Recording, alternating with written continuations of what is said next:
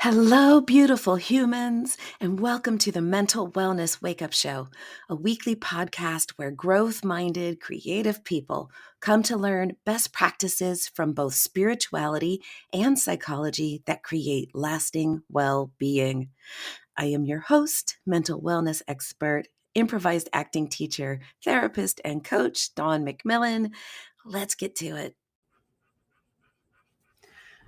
What I want to talk about today is a little bit about inner parts. As you know, if you've been listening, I've been studying internal family systems, and I've also been exploring my own inner landscape. How that's shown up for me is thinking a lot about excuses. I was having a conversation with a friend of mine about managing my energy and some of the things that I've let slide, and challenging myself after that conversation. Like I really wanted to beat myself up and go, oh, you're just making excuses.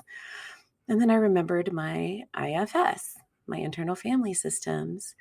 Richard Schwartz, wrote a whole book called There Are No Bad Parts.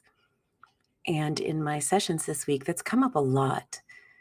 It's come up a lot where I've been reminding people when they say things like, I hate myself, that everything that you do has a good intention behind it.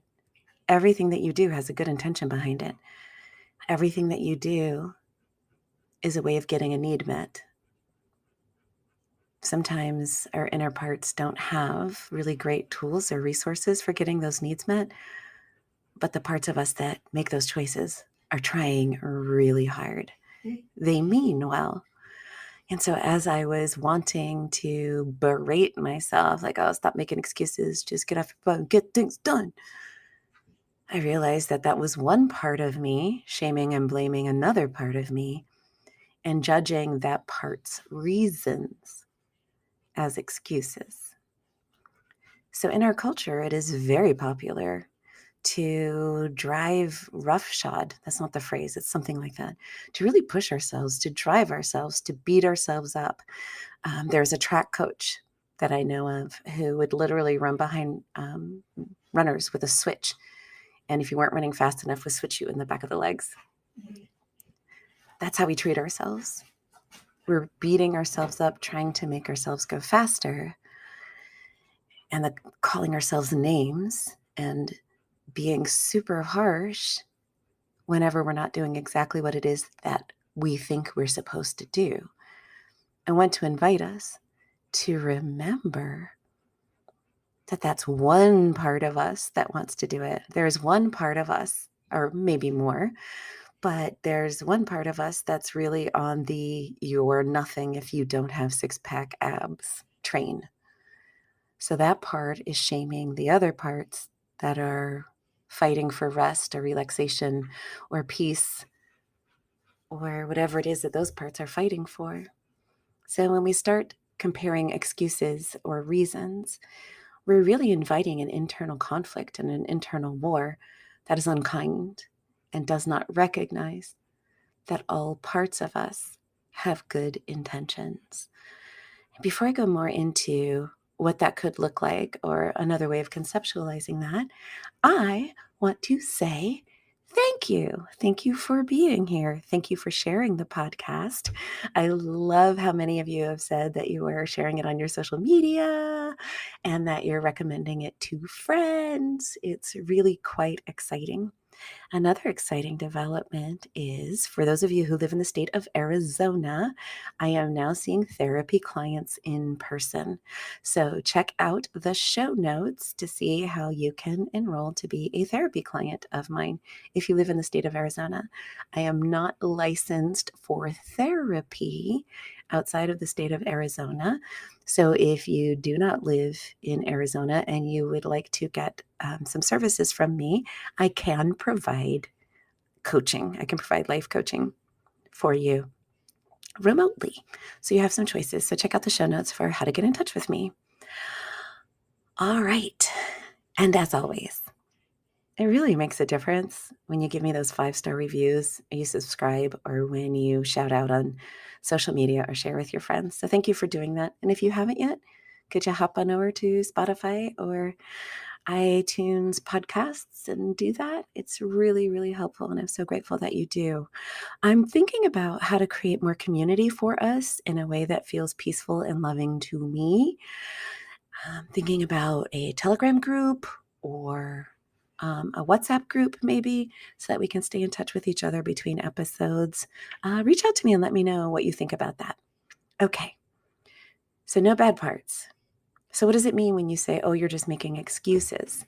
From my point of view, it means that one part of you is more determined or more strong or is driving the bus, as it were, and another part of you is not. So let's think about this whole bus analogy. It breaks down if you think about it too hard, so just go with me. So let's imagine that you are driving a bus and you are trying to drive from Los Angeles to Las Vegas. And on this bus is your internal world, all the little parts of you. There's the 3-year-old who still hasn't gotten over not getting a bike for Christmas. There's the part of you that likes to impress rich people. There's a part of you that loves to cook. There's a part of you that gets up at 3 o'clock in the morning and eats. There's the part of you that screams and yells at you of what a no good piece of poop you are. All of these parts of you are on this bus, and they are letting themselves be known. It's a cacophony back there. Now, what most of us believe or want or desire or go into therapy for is we think we can't do the things that we want to do. We can't get that bus from Los Angeles to Las Vegas until all of those parts get off the bus. We want them gone. We want them silenced. We want them removed. We want to get rid of all of those parts that aren't socially acceptable, those parts that aren't getting us on the who's who list or the Forbes 400. We want them gone. And so what happens is, rather than driving the bus from Los Angeles to Las Vegas, we start arguing with those parts. We go to the back of the bus to try to intimidate one of those parts. Well, what happens when you're not driving that bus? A couple of things could happen. One, the depression part of you that just feels like, why bother? Is going to get off the bus and lie down on the road in front of it and say, I knew it. I knew we were going to get stuck. Let's just lie here until the crows come and eat our eyeballs. So you've got the depression part of you lying in front of the bus so we can't go anywhere. And then despair's on the backside, just in case you think about getting tricky and backing up and going around it.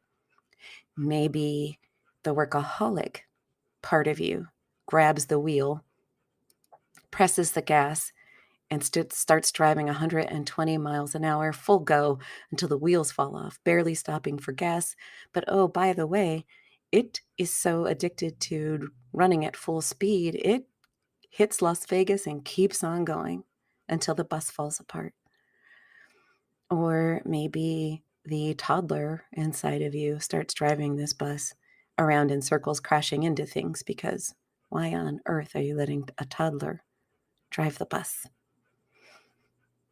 So meanwhile, you are not achieving the things that you say you want to achieve, driving from Los Angeles to Las Vegas. So what acceptance and commitment therapy invites us to is to realize that there is an us, there's a self that transcends and includes all of these parts, and that we can take action according to our values, regardless of what the knuckleheads in the back of the bus are seeing or doing. We don't have to go back there and fight them. We don't have to try to wrestle them off the bus. We don't have to listen to them. We don't have to do anything to them. You can still have that part of you that calls you a no good so-and-so, and you can still turn on the bus and start driving. You can have that part of you that's like, hey, why don't we just lie down here on the side of the road and give up? You can have that part of you and still keep driving. So part of our journey here is to deeply and profoundly accept all of the parts of us, because the ones that we ignore the most, the parts that we hate and suppress the most, are the ones that fight the hardest to be seen and to be heard. In IFS, they're called exiles. Those are those parts of us that are in so much pain. We try to lock them away for fear of them overwhelming us. It's those parts of us who have urges that are not socially acceptable. It's those parts of us that don't fit into whatever it is that our culture has told us is the meaning of success. So we have this metaphor of that there's a you that is meant to be driving this bus. But when we surrender our autonomy and our authority to any one of these other parts of us, we either leave the bus untended, or we surrender to a part of us that is not going to follow the instructions and not going to get us where we want to go. So if you take that metaphor and you look at it, okay, so you've got all these people on the bus. I can drive the bus regardless of what they're saying back there, because a thought is just a thought. It's not a command unless you let it be. It's not true necessarily unless you believe it. Our mistake is that we believe our thoughts to be true and important, when what they are words and or pictures inside our heads and sensations in our body that we are assigning meaning to. So you can drive the bus from Los Angeles to Las Vegas, even with all of your anxieties, your depressions, your trauma, your tribulations. You can take valued action. You don't have to have it all. You don't have to kick all the bad guys off the bus. You don't have to do any of those things before you can move forward. Here's where IFS comes in. IFS has a way of working with those parts so that they begin to represent their true jobs. What do I mean by that? Let's say that you are 5 years old. You go outside and you roll around in a mud puddle and you run into the house and you say, "Look, Mommy, I'm a bear." And your mom shrieks at you and says, "Oh my God, you're getting mud all over my carpet. What were you thinking?" A part of you may get hired at that point, and that part decides, I will never do anything that causes my mother to shame me ever again. So that part comes online and it starts making decisions based on, will this cause my mother to shame me? Will this cause me to receive shaming if I do this thing? Now, the problem is that part is 5 years old. It has the reasoning of a 5-year-old, the beliefs and expectations of a 5-year-old. So it's not going to be very good at this job. It's going to try really, really hard. But then maybe you start to become a perfectionist. You start to become the kind of person who doesn't choose things because you're excited about them. You choose things that you're pretty sure you're going to be good at so that you can avoid that horrible shaming feeling. And the part of you that just came online to make sure you never feel shame wants to lock the part of you that experienced the shame away because that hurt. So now you've got two parts of you. The hurt part that was shamed and the little 5-year-old protector part that came online to make sure that that never happens again. So if you combine these two ideas, that there are no bad parts, right? That's a super good intention. Shame hurts. And so there's a part of you that wants to make sure you don't feel that pain. But that part of you is going to have terrible tools. So if you let that part of you drive the bus, you may find your life shrinking because maybe it doesn't know the difference between shame and embarrassment. Maybe it's so scared to try anything that you never grow, you never acquire new skills or interests. So if you realize two things, the paradox of, that's just Bertram in the background. Y'all know the story by now. Got an old man dog, he's grunty. If you combine these two ideas, that you can take valued action, whether you feel like it or not, and even if your brain is telling you things that sound contrary to that, with using these trauma recovery systems, and IFS is only one of them, you can take that 5-year-old. What's a 5-year-old's job? Play, learn, grow. A 5-year-old's job is not protect everyone from ever feeling shame. So with IFS, you can relieve that part of its burden, and it can go back to being a 5-year-old as it's supposed to be. And now you got one less unruly passenger in the back of the bus screaming at you when you're trying to drive from from Los Angeles to Las Vegas. So maybe it's a little bit easier to drive that bus because there's a little less cacophony.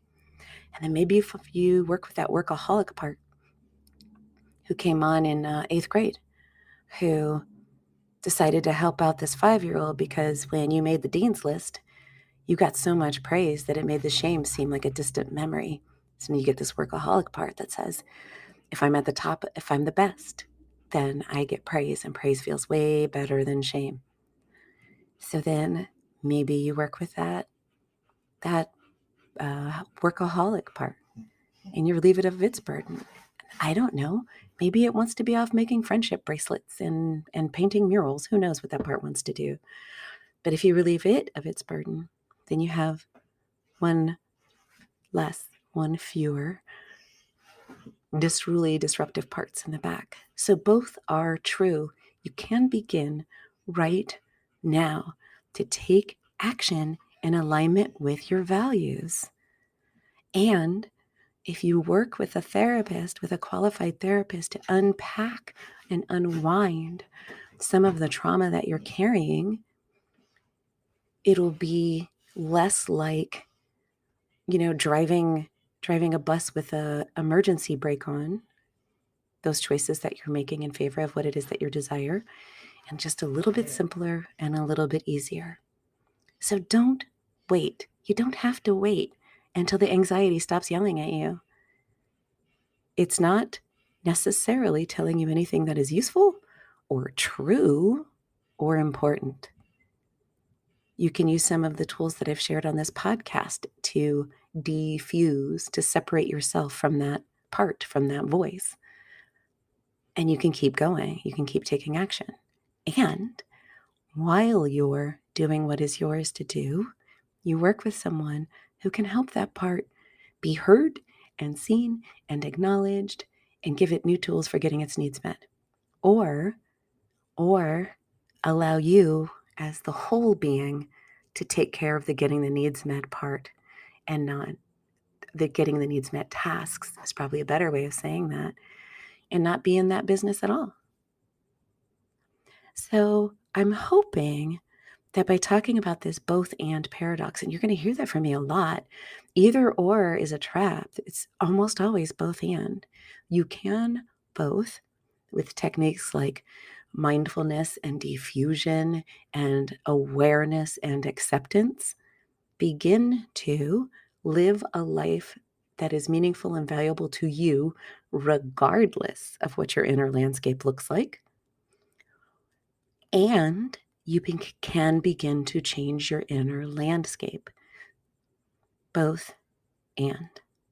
It's not either or neither nor. It's both and. So when you find yourself beating yourself up like I did about, oh, you're just making excuses, just remember, it's a reason. It's a reason that a part of you has with a good intention behind it. And you can choose again. You made a commitment to call your mother every day and you missed a day, choose again tomorrow. And maybe your reason was that you were too tired. Okay. One part of you thought it was easier and more pleasant to not call than to call. Okay, cool. Choose again tomorrow. And maybe get into a therapist's office and work on that conflict and see what's really behind it. And with that, thank you for being here. And can I just remind you, all the parts of you are good parts. Yeah, even that part. It means well. It really does. It really, truly does. And you, with all your parts, are whole. You are perfect. You are complete. You're so freaking awesome. You are dope. You are thebomb.com. My kids are going to slap me for that one. You're great. You're lovely. And you are worthy and deserving. And you are allowed and you have permission to have a life so glorious it transcends even your own imagination. Until next time.